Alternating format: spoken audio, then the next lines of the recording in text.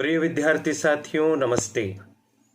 इस वीडियो में हम आपको सेकंड ईयर के आधार पाठ्यक्रम यानी फाउंडेशन कोर्स में सम्मिलित विषय उद्यमिता विकास के पाठ्यक्रम और उसकी परीक्षा योजना के बारे में जानकारी देने जा रहे हैं। यह वीडियो बीए, बीकॉम, बीएससी, बीएचएससी, बीबीए, बीसीए आदि की सेकंड ईयर की कक्षाओं के मध्य प्रदेश के सभी विश्वविद्यालयों के सभी महाविद्यालयों के विद्यार्थियों के लिए उपयोगी सिद्ध होगा।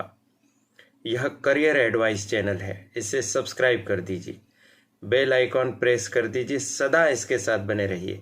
धन्यवाद। जैसा कि आप जानते हैं, आधार पाठ्यक्रम के अंतर्गत आपको 4 विषय पढ़ने हैं: हिंदी भाषा, अंग्रेजी भाषा, उद्यमिता विकास और महिला सशक्तिकरण।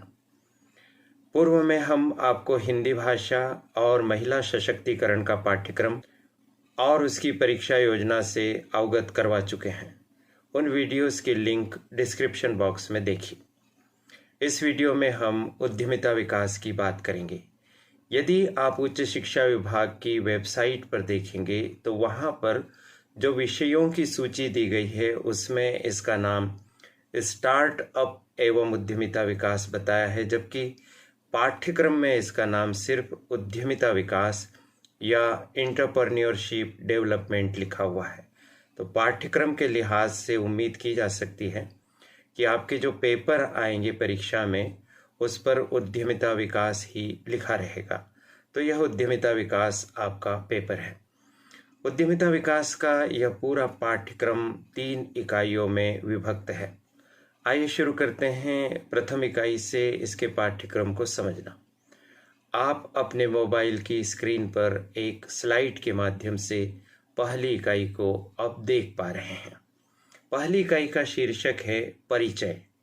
यहाँ पर उद्यमिता विकास के परिचयात्मक पहलुओं पर आधारित बिंदु पाठ्यक्रम में सम्मिलित रहेंगे, जैसे उद्यमिता विकास की संकल्पना, उद्यमियों के प्रकार और महत्व, आर्थिक विकास में उद्यमियों का योगदान, नए उद्यम स्थापना की प्रक्रिया। यह पहले खंड में। पहली इकाई के दूसरे खंड में अगर आप पहुंचे तो आप देखेंगे उद्यमिता विकास की आवश्यकता, उद्यमिता विकास की समस्या, उद्यमिता विकास के मार्ग में चुनौतियां और उनका समाधान, महिला उद्यमिता एवं ग्रामीण उद्यमिता। तीसरा खंड देखिए, पहली इकाई का रिपोर्ट तैयार करना, लघु उद्योगों का भ्रमण करने के पश्चात उसकी रिपोर्ट तैयार करना। इस तरह से यह पहली इकाई हुई। चलिए अब हम दूसरी इकाई की बात करते हैं। एक बार पुनः आपके मोबाइल की स्क्रीन पर पाठ्यक्रम की स्लाइड, इसे देखते हुए समझिए कि दूसरी इकाई का जो शीर्षक है वह है व्यवसाय विचारों के स्रोत और व्यवहार्यता का परीक्षण। इस शीर्षक के अंतर्गत इस दूसरी इकाई में भी 3 खंड हैं। पहले खंड में है नए उद्यम स्थापित करने का विचार, दूसरा भाग है नवाचार बनाम रचनात्मकता। फिर दूसरे खंड में हम पहुंचे दूसरी इकाई के तो व्यवसाय योजना लिखने का महत्व, परियोजना प्रस्ताव, व्यापार योजना की सामग्री, पुनः परियोजना प्रस्ताव, DPR यानी डिटेल्ड प्रोजेक्ट रिपोर्ट यानी विस्तृत परियोजना प्रतिवेदन। दूसरी इकाई के तीसरे खंड में आप पहुंचे तो आप देखेंगे परियोजना जमा प्रस्तुत करना एवं बाहरी एजेंसियों द्वारा उनका मूल्यांकन, जैसे वित्तीय और गैर वित्तीय संस्थान के द्वारा उसका मूल्यांकन किया जाना। इस तरह से आपने देखी दूसरी इकाई। चलिए अब तीसरी इकाई के पाठ्यक्रम को समझते हैं स्लाइड के माध्यम से। इसका शीर्षक है नियामक संस्थाएं एवं योजनाएं।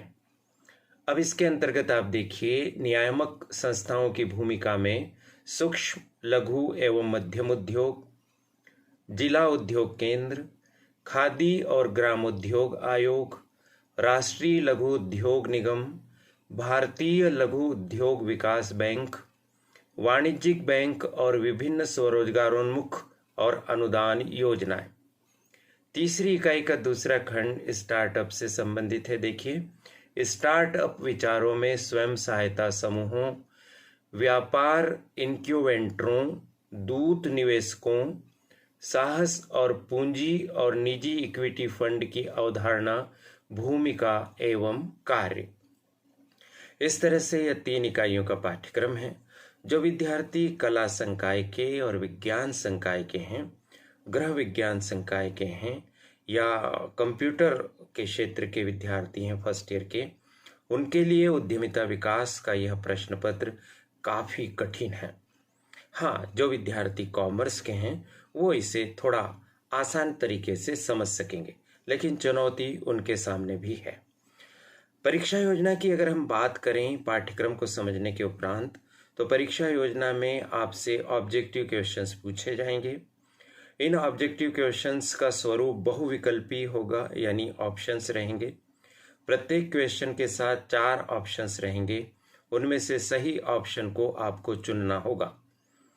50 प्रश्नों को हल करने के लिए OMR शीट यानी ऑप्टिकल मार्क रीडर शीट मिलेगी, जिसमें आपको प्रश्न संख्या के समक्ष दिए गए 4 विकल्पों के 4 गोलों में से सही विकल्प के सही गोले को बॉल पॉइंट पेन से गहरा करना होगा।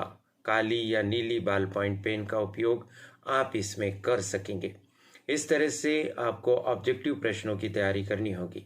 चूंकि यह विषय थोड़ा सा कठिन है, इस विषय की पाठ्य सामग्री में यद्यपि प्रचुरता से उपलब्धता है, तथापि तथ्यात्मक रूप से या ऑब्जेक्टिव के लिहाज से सामग्री मिलने में कठिनाई होगी और आपको किताबों के माध्यम से पॉइंट निकाल कर पढ़ना होगा। यदि आप चाहेंगे तो करियर एडवाइस चैनल पर ऑब्जेक्टिव क्वेश्चंस उपलब्ध कराए जाएंगे। यदि आप ऐसा चाहते हैं तो कमेंट बॉक्स में लिखिए, अपने नाम के साथ अपने कॉलेज का नाम अवश्य ही लिखिए। कितने अंक आने पर पास होंगे, तो ध्यान रखिए 50 प्रश्नों के लिए कुल अंक 50 होंगे। आपको उत्तीर्ण होने के लिए कम से कम 17 अंक लाने होंगे, यानी कम से कम 17 प्रश्न आपके सही होने चाहिए। पुनः हम आपको बताना चाहेंगे कि आधार पाठ्यक्रम के चारों प्रश्न पत्रों को अगर आप अच्छे से तैयार कर लेते हैं और 200 में से यदि आप 180-90 नंबर ला पाते हैं, चारों में 45-45 नंबर या इससे ऊपर नंबर ला पाते हैं, तो आपकी ग्रेड बहुत अच्छी हो जाएगी, आपका टोटल परसेंटेज बहुत अच्छा हो जाएगा। इसलिए आधार पाठ्यक्रम के प्रश्न पत्रों को भी आप अभी से पढ़ना प्रारंभ कर दीजिए।